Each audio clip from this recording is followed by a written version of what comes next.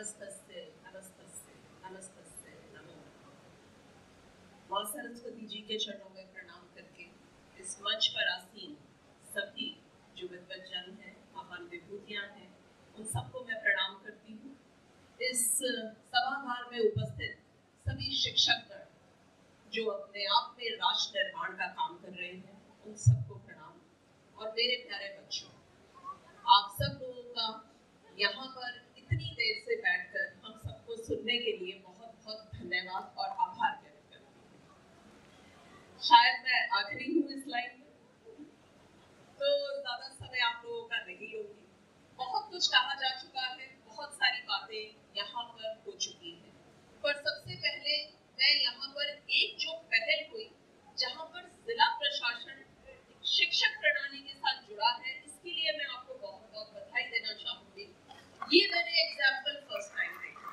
हर जगह जिला प्रशासन होता है, पर जब शिक्षा के साथ अधिकारीगण मिलते हैं तो एक नया स्वरूप निकलता है। सोचा तो मैंने ये था कि बहुत सारी बातें आप सब बच्चों के साथ मैं यहाँ पर करूँगी, पर बहुत कुछ उसमें से कहा गया है। बहुत सारी स्किल्स की बात हो चुकी है, आगे आने वाले समय की बात हो चुकी है, समय के साथ बदलते प्रारूप की भी बात हो चुकी है, स्वच्छ भारत की भी बात हो चुकी है। इस छोटे से शहर के अंदर कितने सुंदर आप लोगों ने प्रयोग करे हैं, कितने कार्य आप लोगों ने करे हैं, उनके बारे में भी यहाँ जिक्र हो चुका है। और अभी प्रोफेसर किरण मैडम ने बहुत ही अच्छी बातें एक शिक्षक के एक रोल को डिफाइन करते हुए, उसकी इम्पोर्टेंस को, एक टीचर टॉट रिलेशनशिप को इतने सुंदर तरीके से आपने बताया मैम। और आज की रियलिटीज जो सबके सामने रखी है, उसके ऊपर सिर्फ दो चार बातें कहना चाहूंगी। भारत बदल रहा है और इसके बदलाव का कारण यहाँ उपस्थित सभी युवा, ये सभी यंगस्टर्स, ये सभी बच्चे जो आगे निकल कर आ रहे हैं, केवल वही है। और इन्हीं की तरफ केवल हम लोग ही नहीं, ये पूरा विश्व देख रहा है। अब इस बदलते हुए भारत के स्वरूप में जो कि प्रगति की ओर है, ऐसे में जहां हमारे देश के जो बच्चे हैं, तो या फिर ये कह सकते हैं कि मैक्सिमम पॉपुलेशन अब युवा होती चली जा रही है, ऐसे में शिक्षकों का बहुत इम्पोर्टेंट रोल आता है। इकोनॉमी बदल रही है, ये इकोनॉमी वापस उसी बैक टू बेसिक्स कहते हैं ना, वहीं की तरफ जा रही है। पहले भारत एक ज्ञान की नदी था, आज फिर से हम ही उसी उभरते भारत को सर्वश्रेष्ठ भारत का रूप देने के लिए इसे ज्ञान फिर से मानसरोवर बनाने का एक फिर से एक सपना देख रहे हैं। इस सपने में सबसे इम्पोर्टेंट चीज जो है वो एक नई चीज ऐड हो गई है, जिसे चाहे या ना चाहे, जिसे एक्सेप्ट करें या नहीं करें, पर जो बदल रहा है उस बदलते स्वरूप में टेक्नोलॉजी एक बहुत इम्पोर्टेंट रूप, एक बहुत इम्पोर्टेंट रोल प्ले कर रही है। इसके फायदे भी हैं, नुकसान भी हैं। हर सिक्के के दो पहलू ही होते हैं, पर इन सारे बदलते परिवेश में आप जो शिक्षकों का काम है, जो इंस्टीट्यूशंस का काम है, जो स्कूल का काम है, जो सरकार का काम है पॉलिसी बनाना, और अभी राष्ट्रीय शिक्षा नीति 2020 भी आई है, इसके अंदर स्कूल के ऊपर मैक्सिमम बजट इस 2023 के अंदर रखा भी गया है। उसके अंदर सबसे ज्यादा जोर इन बच्चों की तरफ इसलिए है क्योंकि स्कूल्स को एक ऐसे लर्निंग एनवायरनमेंट क्रिएट करने हैं जहां पर क्रिएटिविटी और इनोवेशन, ये दो कंसेप्ट बहुत तेजी से बढ़ सके। आप सब लोगों के अंदर अपनी एक यूनिक प्रतिभा है, सभी बच्चों में होती है। उसको आइडेंटिफाई करना, ये बच्चों आपका अपना भी काम है कि आप अपने अंदर ये ढूंढ पाए, ये खंगाल पाए कि आपके अंदर ऐसा क्या हुनर है जिसको आप अपनी स्ट्रेंथ बना सकते हैं, जो आपका पैशन है, और उसके हिसाब से आप अपने करियर को चूज कर सकते हैं। अब इसको आइडेंटिफाई करने के लिए इंस्टीट्यूशंस का, स्कूल्स का और सबसे इम्पोर्टेंट टीचर्स का रोल है। अगर आप लोग इन बच्चों को सही दिशा दिखा पाए, इनका अपना स्वरूप एक प्रतिबिंब के तौर पर इनको दिखा पाए, आज के दौर में हम सब लोगों का यही काम है। अब इन सारी दौड़ में जहां टेक्नोलॉजी की बात कर रहे थे,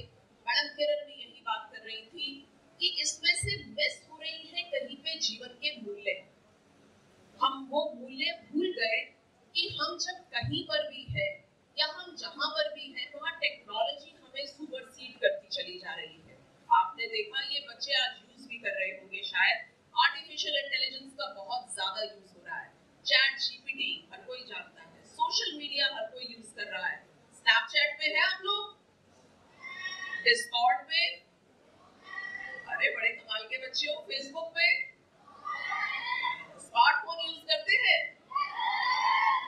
तो जरूर यूज करते होंगे ये सब कुछ। गेम्स खेलते हैं, ये सारी गेम्स आपकी आर्टिफिशियल इंटेलिजेंस है। और यही आर्टिफिशियल इंटेलिजेंस जो है ये हम लोगों की इमोशनल इंटेलिजेंस के ऊपर सुपरसीड कर रहा है। और जब जब आर्टिफिशियल इंटेलिजेंस इमोशनल इंटेलिजेंस को सुपरसीड करेगा, ह्यूमन वैल्यूज डिक्लाइन पे आएंगे, मानवीय मूल्य डिक्लाइन पे आएंगे। तो मेरा आप सब लोगों से इतनी सारी बातें हो जाने के बाद केवल एक अनुरोध है कि अपने मानसिक स्तर को बैलेंस में रखना ये हम सब लोगों का कार्य है। आजकल हम बात करते हैं ना वर्क लाइफ बैलेंस की। आप अभी बहुत सारी बात हुई कि बच्चों के पास बहुत सारा स्ट्रेस है, बड़ों के पास स्ट्रेस है कमाने का, जॉब का, करियर का, प्रमोशन का, बच्चों को सेटल करने का, फैमिली को देखने का। तो बच्चों के पास भी बहुत सारा स्ट्रेस है, पढ़ाई का, करियर का, गर्लफ्रेंड्स और बॉयफ्रेंड्स का, टीवी देखने का और स्क्रीन्स वॉच करने का। ये बहुत बड़ा स्ट्रेस है, हर एक के पास अपने अपने लेवल का स्ट्रेस है। इसलिए बैलेंसिंग करना लाइफ के अंदर कि कितनी देर हमारा स्क्रीन टाइम होना चाहिए, कितनी देर हमारा पढ़ने का टाइम होना चाहिए, कितनी देर career oriented skill based activities learning का टाइम होना चाहिए और कितनी देर हमारे को खेलना चाहिए। आउटडोर एक्टिविटीज बहुत जरूरी हैं जो हम हर जगह पे मिस करने लग गए हैं आजकल। अब जब तक ये बैलेंसिंग नहीं होगी, ना तो हम फिजिकली बैलेंस्ड हो सकते हैं, ना हम मेंटली बैलेंस्ड हो सकते हैं। सो दिस बैलेंसिंग, इसके अंदर पेरेंट्स का बहुत बड़ा कंट्रीब्यूशन चाहिए।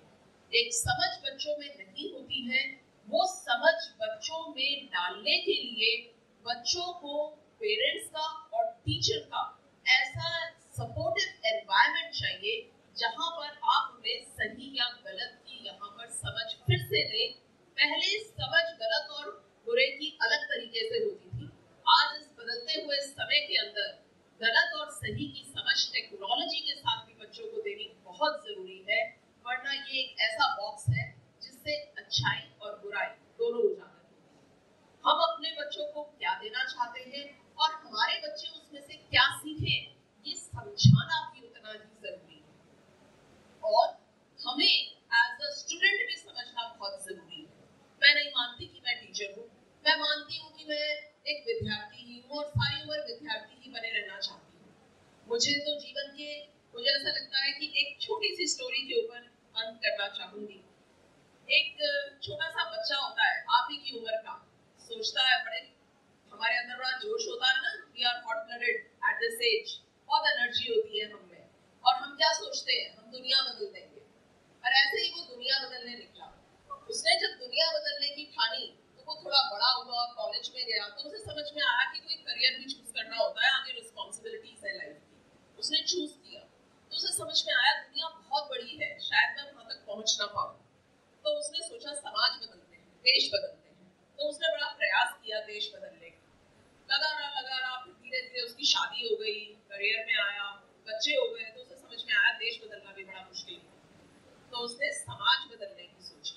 अब जैसे जैसे जीवन के काल के साथ रिस्पॉन्सिबिलिटीज बढ़ती चली गई, तो उसने सोचा कि अपने परिवार को तो बदल लूं, तो अपने वाइफ को, अपने बच्चों को जैसा बना सकता हूँ वैसा बनाऊं।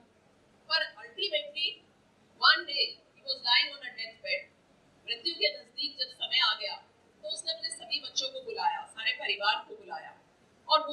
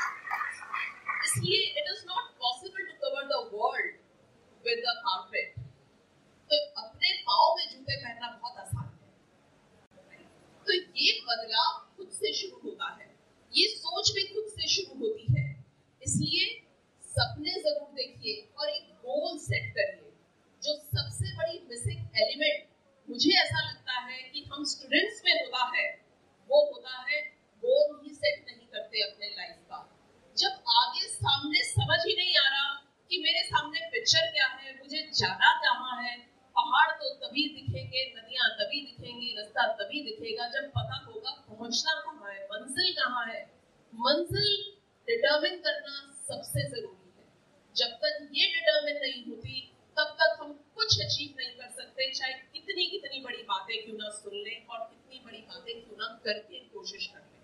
पेरेंट्स के कहे पर भी करेंगे, कोलीग्स के कहे पर भी करेंगे, अपने पीयर ग्रुप के कहे पर भी करेंगे, पर पूरी नहीं कर पाएंगे क्योंकि हमें खुद ही एक दूरदृष्टि नहीं है कि जाना कहाँ है।